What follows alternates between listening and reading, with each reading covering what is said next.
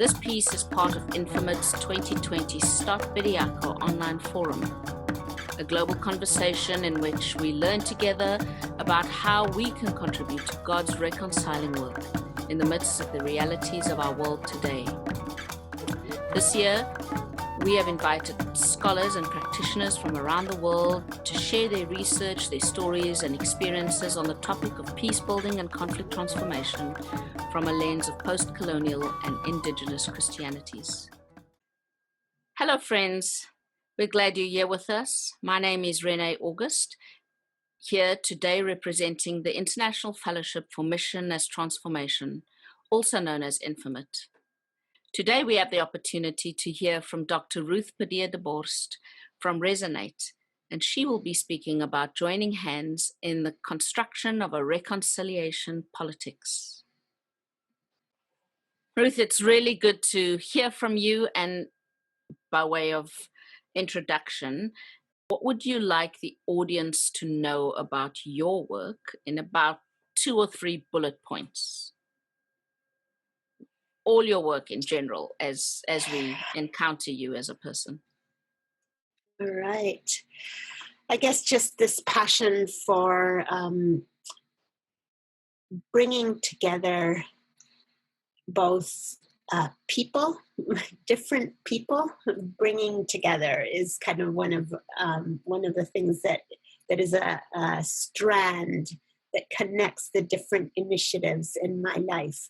Bringing together word and world, bringing together people with people, helping us see the connection between our faith and the way we live in the world as followers of Jesus, be it in terms of justice concerns, ecological concerns, how these are woven together. So bringing together across some things that often are seen as divides is probably my biggest passion, to see God's purposes fulfilled in our world through God's people by helping pull these pieces, disparate pieces together. And reconciliation has to do with that.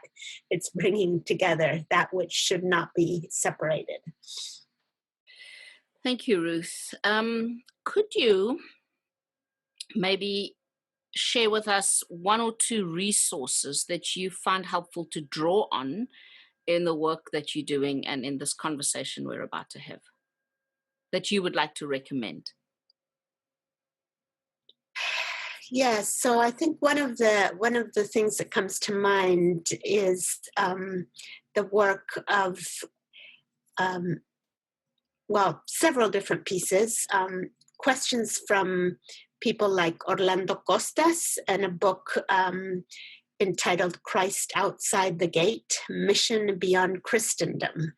I find him extremely helpful in thinking about what it means to grapple with issues of power from outside this symbiotic, acritical relationship between Christianity and power itself, to critique it, to question it, to problematize that. So Orlando Costas, the late Orlando Costas, a Puerto Rican theologian, member of Infomit and the Latin American Theological Fellowship. Also, of course, you can't think about some of these things without going to Brueggemann. Even though he's from the North, he's somebody very sensitive to other cultures, and he's been very generative for me. I could cite several others, but those will be in my paper also. Thank you, Ruth. So as we think about this title, Reconciliation Politics, what is it that you find in the person of Jesus that draws you to this particular topic? Some would say that the words reconciliation and politics are not easily found in the same sentence. And so how do you find the language, the story, the content that puts these 2 things together for you? Jesus embodies reconciliation and this bridging, this bringing together. the fact that as God, Jesus chooses to become a human being and to walk among us and to show us what it really means to live in right relations. Justice has to do that. Reconciliation is righting those relationships that have been broken by our attempts to build up our own image, by our consuming of others rather than being willing to serve. And so Jesus embodies both in choosing to become a human being, but also in the kind of human being Jesus was, who he chose to hang out with, who he valued. These are all things that are so countercultural in an environment where Rome imposed the model of being. Jesus chose a different way. When the temple powers were trying to determine and prescribe what it meant to be a religious person, Jesus broke those molds by hanging out with women, with lepers, by healing the son of a Roman centurion.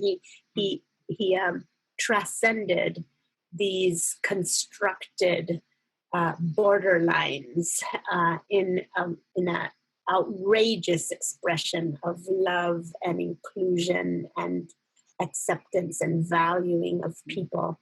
And so I have a hard time imagining the capacity to get involved in reconciliation without grappling with the issues of power, but also learning to seed power in creative ways, following in Jesus' footsteps. So if I was listening to you and thinking, how can I apply this idea of reconciliation politics? Is there something that would be helpful to me or to our listeners that we could do regularly to help practice this new reconciling politics of Jesus that would bring about transformation on a daily basis, daily or weekly or monthly, something we could put into our life with rhythm that creates the space for the Spirit to come and build in us this reconciling politics? So, I think often in through metaphors, and a metaphor I find pretty generative is thinking about our hands as symbols. My kids tease me that if you want mom to be quiet, tie her hands. Why? Because hands are so expressive. So if we take the metaphor of hands and think about the difference between a clenched fist, holding back, holding for ourselves, holding things for ourselves, protecting ourselves and building walls that will keep us distanced from others. But we think instead of an open or outstretched or extended hand. And so what if we walked through our day-to-day life with that metaphor up front? Am I clenching? Am I holding back? Am I building protections? Or am I extending my hand in a posture of receptivity, humility? I have so much to learn. I have so much to recognize in others, not just to hold back, but also a hand extended in a way of giving, of sharing of myself, and showing I have nothing to hide. And so if we could even just kind of incorporate that metaphor in our daily dealings with other people, I think that might be a helpful way to engage in reconciliation. And then also then think about our eyes. What are we seeing? Are we able to go beyond the surface of things, to dig under and ask what things are blocking right relations, what structures, what prejudices, what preconceived or constructed walls are blocking our capacity to see the other, to see someone who is different, to see someone who is not in my exact position, and to acknowledge this person or these people in a respectful, affirming way. Until we can convert our way of seeing, we are unlikely to contribute to reconciliation, because we're blinded. We see only through our own eyes. What would it look like to look through the eyes of others, to identify those blockages and those things that are inhibiting healthy systems and structures and relationships? Thank you, Ruth. From your observation, Ruth, how is colonialism at play in current conflicts in the world? And what is the role of decolonization in peace building and conflict transformation? So, colonization is both an act, but also a mindset. It not only means physical occupation and takeover and imposition and oppression, it also gets seeded into mindsets and postures and attitudes. And so I think colonization, on the one hand, there are concrete places where colonial powers are still dominating physically, politically, economically, but also colonization of the mind, of making people believe they are less than they are, of people imagining themselves as subservient to or unable to contribute out of the stores of their own identity in such a way that they bring something into the common.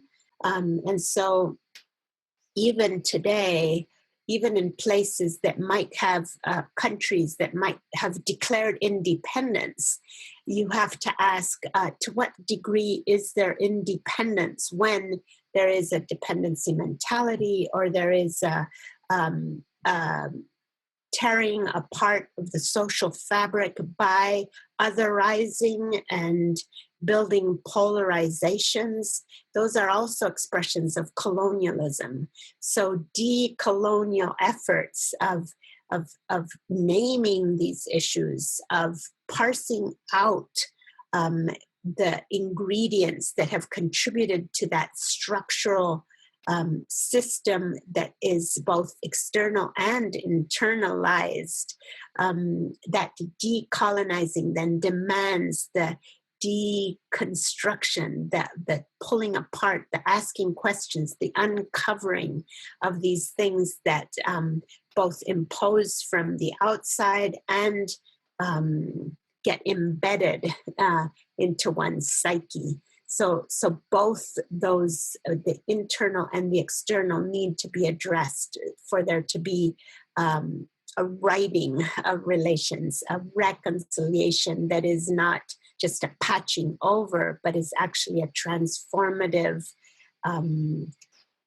power that can allow each and every people group and individual to bring into the commons that which he and she has to offer in a healthy and joyful and life-affirming and just way. I'm so excited to hear your paper. One last question. Ruth, from your observation, how does colonialism impact the way we read the Bible?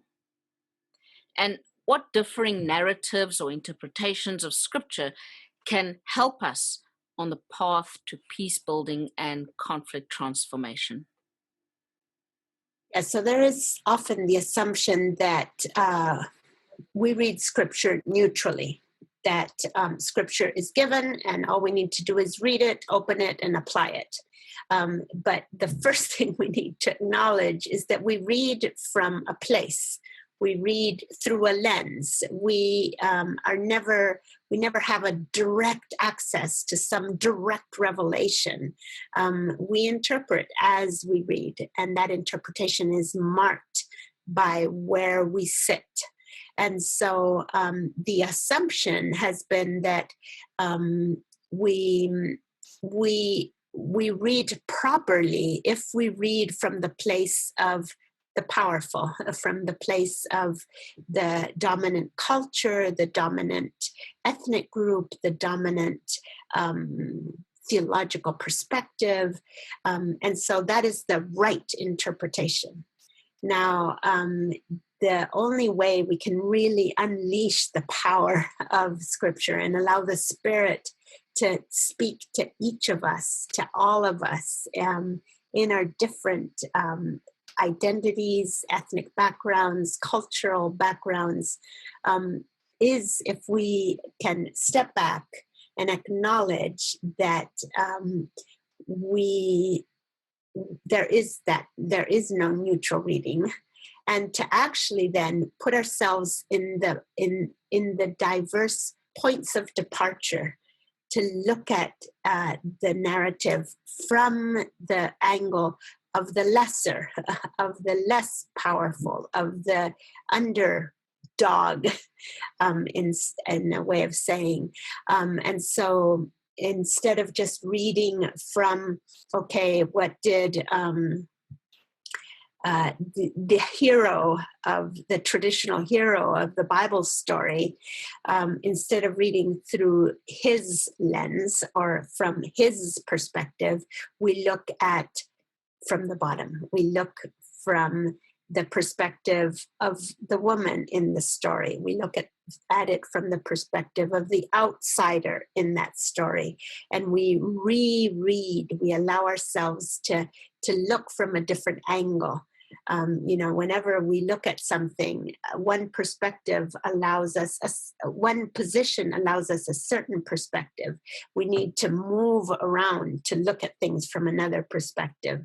And only in that, so that obviously demands a community interpretation. It demands listening to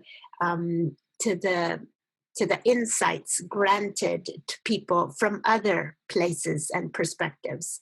Only then can we together get a bigger picture, a more generous read that can then empower us to live more generously.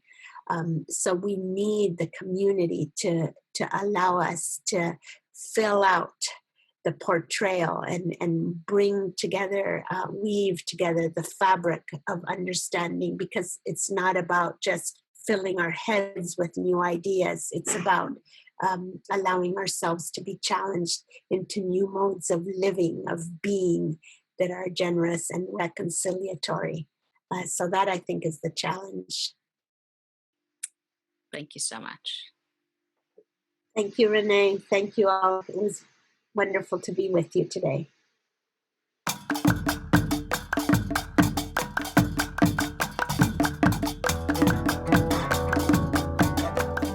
Thank you for tuning in to this interview for Infinite's Stott-Bediako Forum on Peacebuilding and Conflict Transformation from a lens of postcolonialism and Indigenous Christianity. Next, get ready to listen to Ruth Padilla DeBorst share her paper on North-South Partnership in God's Mission, joining hands in the construction of a reconciliation politics.